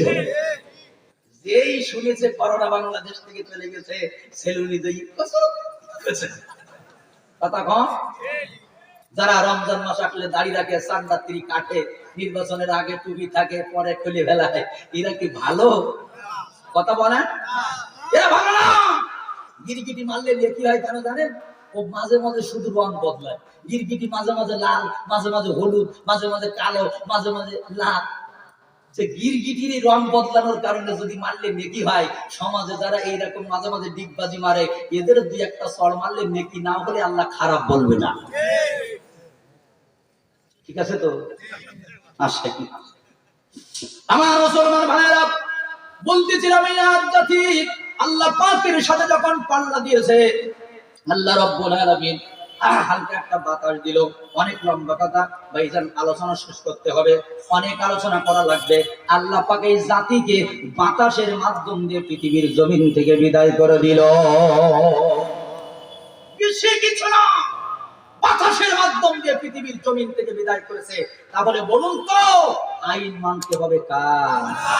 কোরআন কোথায় থাকতে চায়? আইন বিভাগে।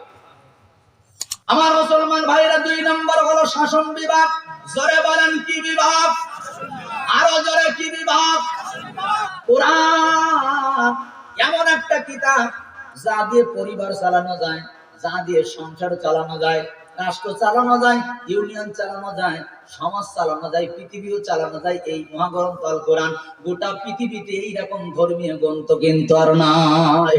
ত্রিপিটক বলেন, রামায়ণ বলেন, মহাভারত বলেন, জিন্দাবেস্তা বলেন, কোনটা দিয়ে সমাজ চালানো যায় না, শুধুমাত্র কি দিয়া? আমাদের দেশে চোরের শাস্তি কেমন হবে বলুন তো? কোরআনে আছে না নাই? আমাদের দিকে দেখা যায়, আপনাদের দিকে বললাম না, রাতের বেলায় চোর ধরা হলো, চোরটা ধরার পরে দলীয় লোক যদি হয়, গোপনে গোপনে ছেড়ে দিয়ে কয় যাও, এই কেসটা মিটাই দাও, এরকম কয় কিনা? আবার কিছু কেস যদি অপরাধ একটু বড় হয়, পদস্থ তাকে কি পর্যন্ত পুলিশের কাজ পর্যন্ত দেওয়া হয়। আবার যদি অপরাধের মাত্রা একটু বেশি থাকে, আমার ভাইজান বড় জোর তার জেলখানায় পাঠানো হয়। 3 মাস পরে জামিন দিয়ে এসে চা খায়, বলে পারলি না, টাকাতি পারলি না। কিয়ামত পর্যন্ত যদি চোরের শাসন এইরকম হয় যে 2-1টা ছেড়ে দিলাম, 2-1টা আইনের লোকের কাছে দিলাম, আর 2-1টা পাঠানোর পরে জামিন দিয়ে বাড়ি এসে কিট করলো, রাখতে পারলি। গতদিন তো হাঁস চুরি করে যাস, তোর মোরগ খাবো, পারলি টাকা। কিন্তু কোরআন বলেছে, চোর একটা ধরতে হবে, হাত কানা কেটে দিতে হবে। বলুন তো এই শাসন কার? আল্লাহ। চোর ধরবা, হাত কেটে দিবা। বিশ্ব নবীর সামনে আমার ভাইজান একজন মহিলা চোর ধরা হলো, নবীজি বিচার করবে হাত কাটার। পিছন থেকে এক সাহাবী বলে, ইয়া রাসূলুল্লাহ, এ তো আপনার বংশের লোক, আপনার নিকটতম, হুজুর মাফ করে দেওয়া যায় না?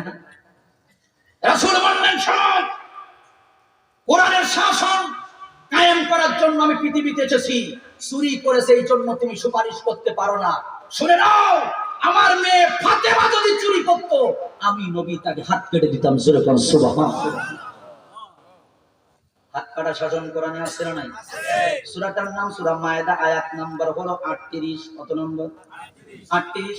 ওয়াসারিকু ওয়াসারিকাতু ফাকতাউ আইদিয়াহুমা, পুরুষ হোক আর নারী হোক, হাত কাটা লাগবে। বন্ধুরা আমার, এবার ছেলে বিয়ে দিতে গেছেন, মেয়ে দেখতে।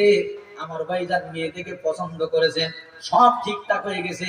হঠাৎ করে তাকাই দেখলেন ছেলের বাবার হাত একখানা নাই, মেয়ের বাবার হাত একখানা নাই। বিয়াই বলতেছে, বিয়ে হলো না কেন? মনে ছিল তার হাত নেই কেন?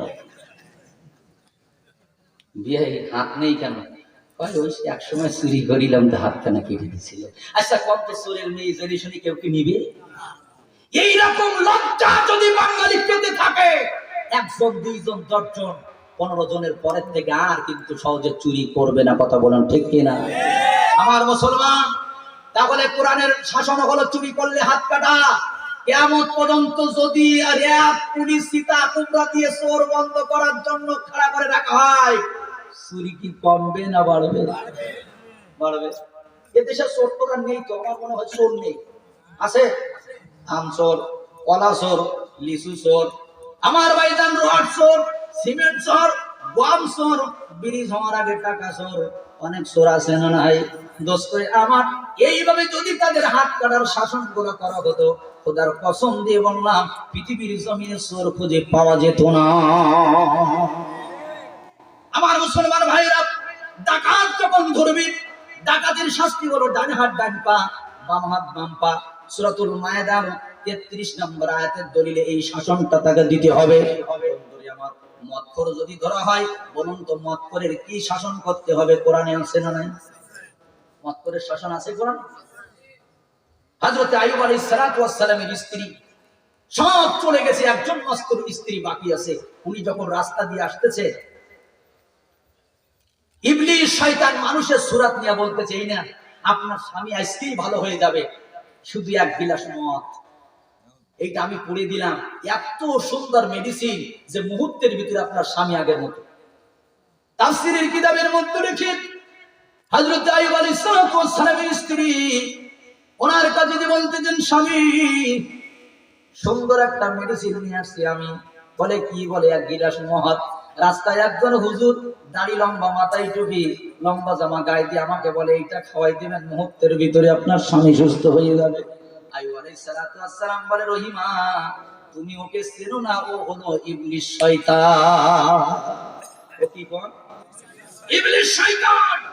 সেদিন আইয়ুব আলাইহিস সালাতু ওয়াস সালাম বলেছিল, শুনে নাও, এই মদ আল্লাহ পাক হারাম করেছেন, এই মদ আল্লাহ রাব্বুল আলামিন নিষেধ করেছেন। শুধু তাই নয়, মদ খাইলে তার শাস্তিরও বিধান নাজিল করেছেন। কথা বলেন ঠিক কি না? আর আজকে সাইকুল হাদিসকে ধরলে হাতে হাত পোড়া লাগানো হয়। আমি বাংলাদেশের সংবিধান অমান্য করি না, আমি বাংলাদেশের সংবিধানকে আমি পছন্দ করি, ভালোবাসি। সাইকুল হাদিসকে ধরলে হাত পোড়া লাগানো হয়, রফিকুল ইসলাম মাদানিকে ধরলে হাত পোড়া লাগানো হয়, খুরশিদ আলম কাশেমীকে ধরলে হাত পোড়া লাগানো হয়, খালেদ সাইফুল্লাহ আইবিকে ধরলে হাত পোড়া লাগানো হয়, আল্লাহর ওলিদের ধরলে হাত পোড়া লাগানো হয়। ওই চিত্র জগতের পরিমণি যে কাঁসা দিয়ে জন্মদিন পালন করে, ওই চিত্র জগতের পরিমণি যার উলঙ্গ বিয়াপনা দিয়ে যুবকদের চরিত্র নষ্ট করে, তার ধরার পরে হাতে হাত পোড়া থাকে না কেন? এই জাতি জানতে চায়, আল্লাহ জানতে চায়।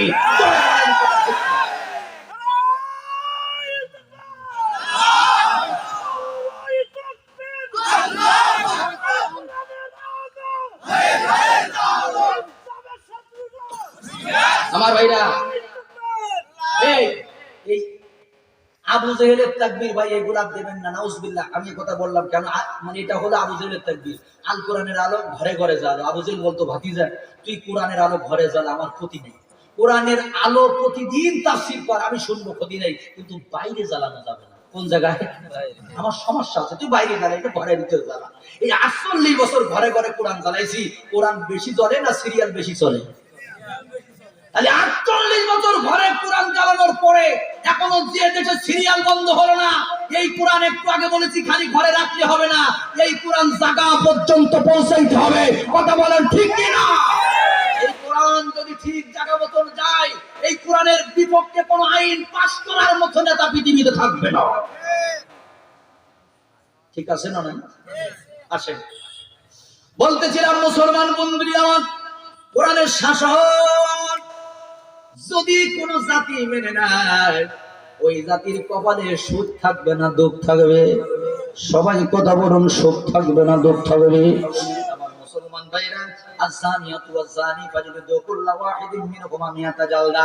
জিনাকারী মহিলা, জিনাকারী পুরুষদের যদি ধরা হয়, গলা পর্যন্ত পুঁতে, বিবাহিত হলে মারতে মারতে মেরে ফেলতে হবে, আর অবিবাহিত হলে তাকে কি করতে হবে? 100 বেত্রাঘাত। এই শাসন দিয়েছেন কে? জোরে বলেন কে? আল্লাহ দিয়েছেন এই শাসন। আর কোন মেয়ের অন্য হারাবে না, আর কোন মেয়েকে ইফতেজিং করবে না, আর কোন মেয়ে ধর্ষিতা হয়ে তেঁতুল গাছে ঝুলে তার জীবন দিবে না। ধর্ষণের বিচার যদি সংসদ ভবনের সামনে হয়, আমি মনে করি আমার দেশের যুবকদের স্বপ্নদোষ পর্যন্ত বন্ধ হয়ে যাবে। এই ইফতেজিং করে, রাস্তা দিয়ে মেয়েরা হেঁটে যায়, দেখা দোস্ত মাল কি সাত্তার ভাই।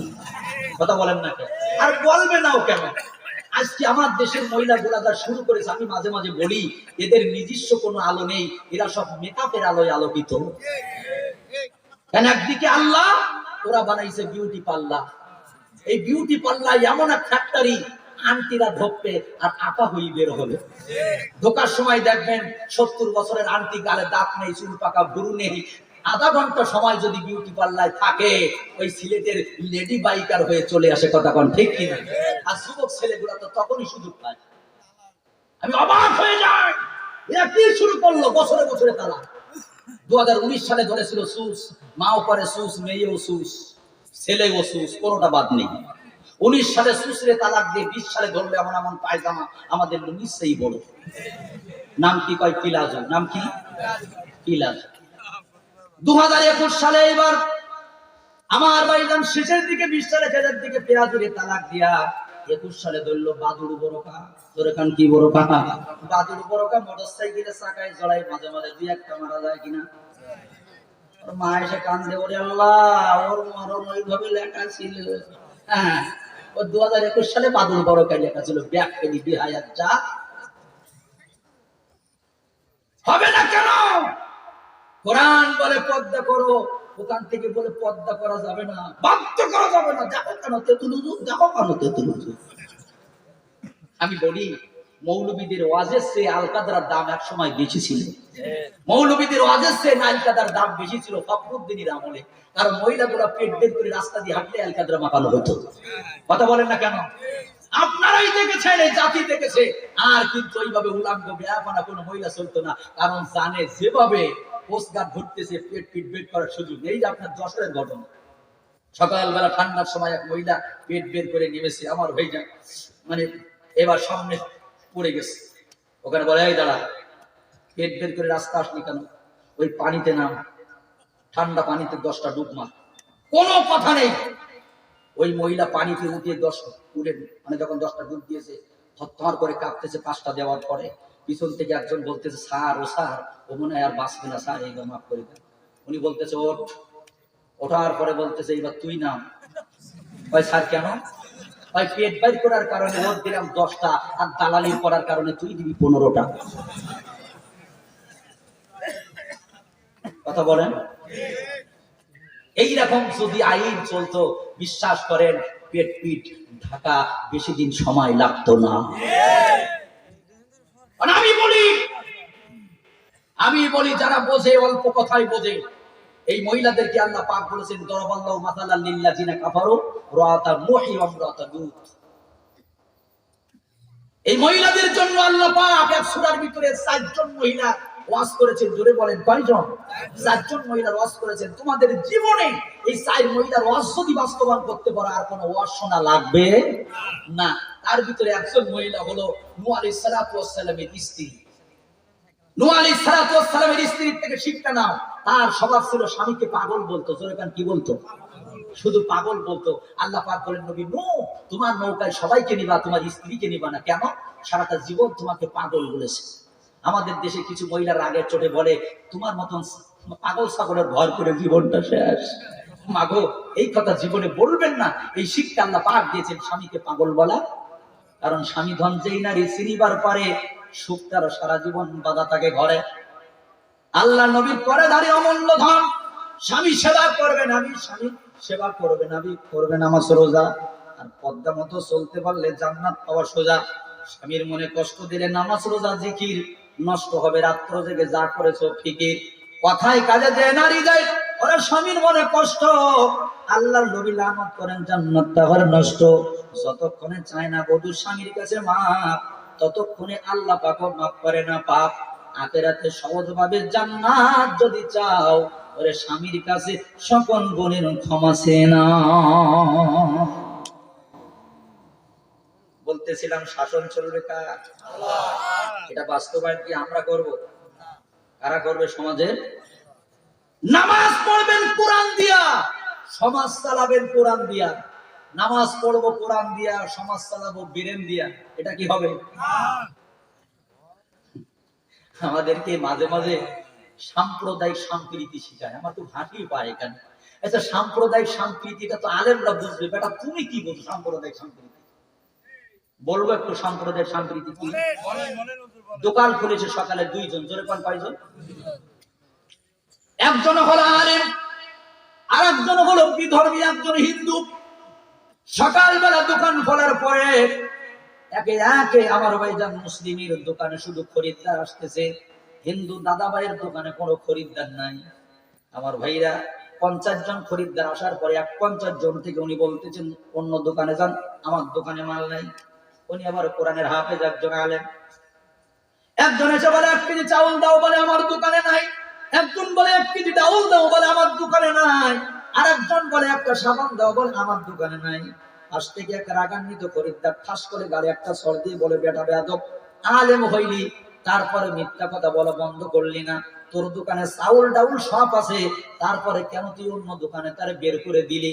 উনি দুচোখের পানি ছেড়ে দিয়ে কেঁদে বলে, ইসলাম শিখাইছে, এটার নাম হলো সাম্প্রদায়িক সম্প্রীতি। এইটা বাস্তবায়ন করার জন্য আল্লাহ পাক নবী রাসূলদের দুনিয়ার জমিনে পাঠিয়েছে, বলে একটু বোঝায়া বল। উনি বললেন, ভাইরা সকালবেলা একসাথে দোকান খুললাম 2 জন, আমি মুসলমান, ওই ব্যক্তি হলো হিন্দু বিধর্মী। আমার দোকানে খরিদ্দার আসতেছে, ও আমার মুখের দিকে তিমির মতো তাকায় আছে। আমি 50 জন খরিদ্দার পেয়েছি, 500 টাকা অলরেডি আমার লাভ হয়ে গেছে। সন্ধ্যার সময় আমি যখন বাড়ি যাব, আমার ছোট্ট বাচ্চাটা আব্বু বলে ডাক দিবে। মিষ্টি যখন আমার কাছে চাইবে, পকেট থেকে মিষ্টির টোপলাটা আমি তার কাছে দেব, খুশিতে বাক বাক হয়ে যাবে।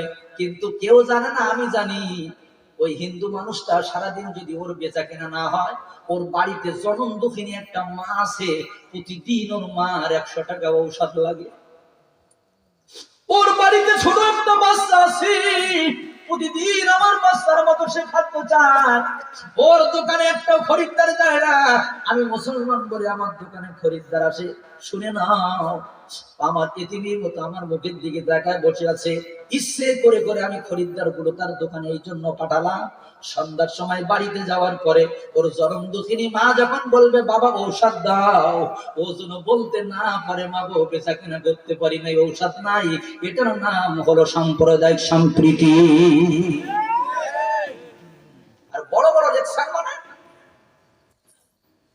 ইসলাম জঙ্গি নয়। বঙ্গবন্ধুর পরিবারকে কোন আলেম মেরেছে দেখা, 57 জন বিডিআর অফিসারকে কোন আলেম মেরেছে দেখা। বিনা কারণে একটা পিঁপড়া মানার অনুমতি ইসলাম দেয় নাই। কথা বলেন ঠিক কিনা? এই মুসলিম কে জানো? করোনা মহামারীর সময় তোমার কোন নেতা বাইরে ছিল না, যে নেতার জন্য মুখে ফেনা তুলে ফেলেছে প্রশংসা করতে করতে। ডক্টর গুলো প্যাকেট হয়ে গেছে, রুগী দেখে না, নার্সগুলা রুগীদের গায়ে হাত দেয় না, হাজারো মা বাবা লাশ হাসপাতালে পচে গলে যায় বন্ধ ছিল। এই কওমি মাদ্রাসার ছাত্রগুলা, বন্ধুরে আমার, সারাদিন তারা বন্ধুদের এক জায়গায় করে কিতাব কিনা টাকাগুলো দিয়া কাপড়ের কাপড় কিনে রেখেছে। রাত যখন গভীর হয়েছে, হাসপাতালে চলে গেছে। হাসপাতালে যায়া অনেক জনম দুঃখিনী মার লাশ, আব্বার লাশগুলা তারা ঘাড়ে করে করে নিয়ে আসে। বন্ধুরারি আমার, গোরস্থানে যায়া কিছু ছাত্রগুলা তারা জানাজা দেয়, কিছু ছাত্র কবর গোড়া খোঁড়ে, আবার কিছু ছাত্র গোসল দেয়। আর জনম দুঃখিনী মার মুখের দিকে তাকায় কাঁদে, আল্লাহ কোন মায়ের সন্তান আজকে জনম দুঃখিনীর মাকে ভুলে গেল করোনার ভয়ে, আব্বা জানকে ভুলে গেল করোনার ভয়। যশোরে বাড়ি শুনে নাও, কোন আলেম আল্লাহু আকবার তার মা বাবার লাশকে অস্বীকার করে নাই, অস্বীকার করেছে তারা বড় বড় লেকচার মারে যারা, মাদ্রাসাকে জ্ঞানের সাথে বলে যারা, জ্ঞান প্রস্তাব করে মাদ্রাসা জ্ঞানের সাথে তুলনা করেছে। বিশ্বনবী সর্বপ্রথম যে মাদ্রাসায় শিক্ষকতা করেছেন, ওই মাদ্রাসার নাম হলো মাদ্রাসাতুল আরকাম। জোরে কোন সুবহানাল্লাহ। একজন সাহাবী সর্বপ্রথম তার বারান্দায় জায়গা দিয়েছিলেন মাদ্রাসা করার জন্য। আর সেই মাদ্রাসায় নবীজি শিক্ষক ছিলেন, সেই মাদ্রাসায় হযরত আবু বকর ছাত্র ছিলেন, হযরত ওমর ছাত্র ছিল, উসমান ছাত্র ছিল। আর সেই মাদ্রাসাকে যারা ব্যাঙের সাথে তুলনা করেছে, খোদার কসম, তওবা না করলে মরণের আগে তোর কলেমা নসিব হবে না। আমি বাংলাদেশে অনেক জেলায় ঘুরেছি, বৃদ্ধাশ্রম আছে অনেক জেলাতে। সেইখানে যায়া জিজ্ঞাসা করি, তোমার সন্তান কি করে? বলে, আমার সন্তান বড় অফিসার, আমার সন্তান 3 তলা বিল্ডিং এর মালিক, আমার সন্তান একজন অর্থ সম্পদওয়ালা, আমার সন্তান একজন বড় ব্যবসায়ী।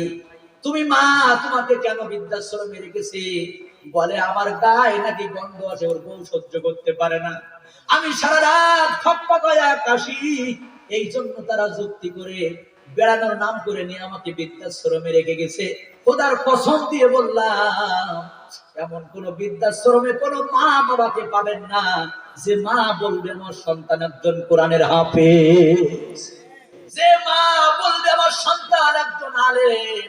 ওরে এমন কোন মা পাবেন না, বাবা পাবেন না। দোষ করে পাবেন তাদেরকে যে সমস্ত সন্তানদের নিয়ে মা বাবা গর্ব করে। এক ডক্টরের সাথে আমার অনেক ভালো বন্ধুত্ব। আমি একদিন তার কাছে বসে আছি, উনি বললেন হুজুর মা কি জিনিস আজকে দেখবেন? আমি বললাম হ্যাঁ দেখতে চাই। বলে বাচ্চা নিয়ে আসতেছে, নিউমোনিয়া হয়েছে, আমার কাছে ফোন করেছিল। আমি দেখবেন ইনজেকশন যখন বের করব তখন আপনি ওই মায়ের চোখের দিকে তাকাবেন, কি দেখা যায়। বন্ধুরা রে আমার, সন্তানটা কোলে করে নিয়ে জনম দুঃখিনী মা যখনই এনেছে ডাক্তারের কাছে, ডাক্তার সাহেব ইনজেকশন দিবে তার বাচ্চার গায়ে। সিরিঞ্জিটা যখন বের করেছে, এখন ঔষধ ঢুকায় নাই। আমি লক্ষ্য করে দেখতেছি ওই জনম দুঃখিনী মা দু চোখের পানি টপ টপ করে পড়তেছে। আমি জিজ্ঞাসা করলাম, আপনার সন্তানকে তো এখন ইনজেকশন দেওয়া হয় নাই, কাঁদেন কেন? মহিলা বলল, হুজুর এই ছোট্ট নরম গায়ে ডাক্তার ইনজেকশন দিবে, আমি মা হয়ে আমার চোখে পানি আসবে না। পৃথিবীর জমিনে এমন কোন জনম দুঃখিনী মা না, এমন কোন মা নাই সন্তানকে ইনজেকশন দিতে গেলে মার গায়ে পানি আসে না। আর আজকে সেই জনম দুঃখিনী মাকে নোয়াখালীর ওই কুড়াঙ্গার 60 টুকরা করেছে নিজে হাতে, গর্ভধারিণী মাকে। ওরে দোস্ত, পৃথিবীতে কোন সন্তান এমন নাই একজন আলেম তার মা বাবার গায়ে সামান্য আঘাত করেছে। কারণ ও নামে এত জাদু, এত মধু, ও নাম নিয়ে ফুল সুরভি ছড়ায়, ও নামের সুর তুলে পাখিরা গায়। রাসূল নবীজি আমার, রাসূল নবীজি আমার, বলুন মারহাবা। আপনারা কি আলোচনা শুনবেন না বাড়ি যাবেন? কারা কারা হাত দেখান, লিল্লাহি তাকবীর, লিল্লাহি তাকবীর। আমি বলেছি কোরআন থাকতে চাই কয় জায়গায়? হ্যাঁ আসেন আমি বুঝাই দেব 3 জায়গায় কেমন করে কোরআন থাকে। আমার ভাই গান, তবে একটি কথা আমি আপনাদের বলে নিই, সেটা হলো আমি এখনো দেখি নাই শ্রোতাদের উঠতে, একান্ত জরুরত ছাড়া। মাশাআল্লাহ মারহাবা, 1.5 ঘন্টার মতো হয়ে গেছে আপনারা এখানে বসে আছেন, নিশ্চয়ই কোরআন হাদিসের আলোচনা তৃপ্তি সহকারে শুনতেছেন, কথা বলুন ঠিক কি? শুধুমাত্র আমি আসাদুজ্জামান আজকে এই কোরআনের মাহফিলে আমি 10টা মিনিট দুটি হাত একটু পেতে দিতে চাই এই মাদ্রাসার পক্ষ থেকে। কেন জানেন? কি জন্য দেব এইটা আমি আপনাদের বলে নেই। সেটা হলো মা বুদ্ধিমান ছেলে দেখতে চাইছেন। 2 ভাই বাজারে গেছে কিছু কিনে আনতে, এক ভাই কিনে এনেছে আম আর এক ভাই কিনেছে আমের চারা। যে ভাই আম কিনে এনেছে এই আমগুলা 2 অক্টে খাওয়া শেষ, এই আমগুলা খাওয়া শেষ হয়ে গেছে। আর যিনি গাছের চারা কিনেছে তাকে বলতেছে বাবা আম কই? মা 1টা বছর দেরি করে আম খাওয়াবো, কত খাইতে পারো? 2 বছর পরে যখন আম গাছে আম হওয়া শুরু করেছে, বলুন তো আম খাওয়া কি আর বন্ধ হবে? চলতেই থাকবে, চলতে। মা বললেন হ্যাঁ বাবা তুমি হলে বুদ্ধিমান, কারণ যে আম কিনে আনছে একদিনই শেষ, আর যে আমের চারা লাগাইছে এইটা হলো বুদ্ধিমান। আজকে বাজান আমরা যা কিছু করতেছি এই মাদ্রাসাগুলো হলো সদকায়ে জারিয়া, কথা বলেন ঠিক কিনা? এখানে দিবে নেকি চলতেই থাকবে কিয়ামত পর্যন্ত। আমি সাময়িক কথা বললাম, মসজিদ বন্ধ করে দেবেন 100 বছর। কত বছর? মসজিদ বন্ধ করে দেবেন 100 বছর। মাদ্রাসা যদি খোলা থাকে ওই আলেমরা একবারে 1 কোটি মসজিদ বানাইতে পারবে। কিন্তু মসজিদ 100 বছর খোলা রেখে মাদ্রাসা 100 বছর বন্ধ করে দেন, 100 বছর পরে পৃথিবীতে যখন আলেম থাকবে না তখন এই মসজিদে নামাজ পড়াবে কারা? সুতরাং মাদ্রাসার বিরুদ্ধে কথা বলে আজকে মমতাজের গানের প্যান্ডেলে লক্ষ লক্ষ টাকা সেখানে দেওয়া হয়। আমার দেশে দেখবেন মসজিদের মাইকের থেকে যখন আজানের ধ্বনি আসে ভালো লাগে কিনা? কম ভালো লাগে? আমার দেশে সোনার ছেলেরা, টাইগারেরা, তাদের নাম টাইগার, লক্ষ লক্ষ টাকা তাদের পিছনে খরচ করা হয়। এবছর বিশ্বকাপ টি20 খেলায় এমন ভরা ডুবাইছে যে বিমানবন্দরের মহিলাদের মতো ঘন্টা দিয়ে চলে গেছে। আমি বলি আমার দেশের ক্রিকেট টিমের পেছনে এত টাকা খরচ হয়, এদের ভরা ডুবির যত কারণ আছে। গত বছর ওই কুলাঙ্গা সোনু নিগম যে বলেছে আজান বন্ধ করো, ফজরের আজান শুনলে আমার ঘুমের ডিস্টার্ব হয়, উনি বলেছেন হাইকোর্টে রিট করবো আজান বন্ধ করার জন্য। ওই সোনু নিগমকে 10 লক্ষ টাকা দিয়ে 2 টাকা কয়টা গান? 10 লক্ষ টাকা সোনু নিগমকে দিয়ে 2টা গান দিয়ে বিপিএল এর খেলা উদ্বোধন করেছে। যে খেলায় আজান বিরোধীকে দিয়ে উদ্বোধন করা হয়, ওই খেলায় রহমত না গজব ছাড়া কিছু আসে না।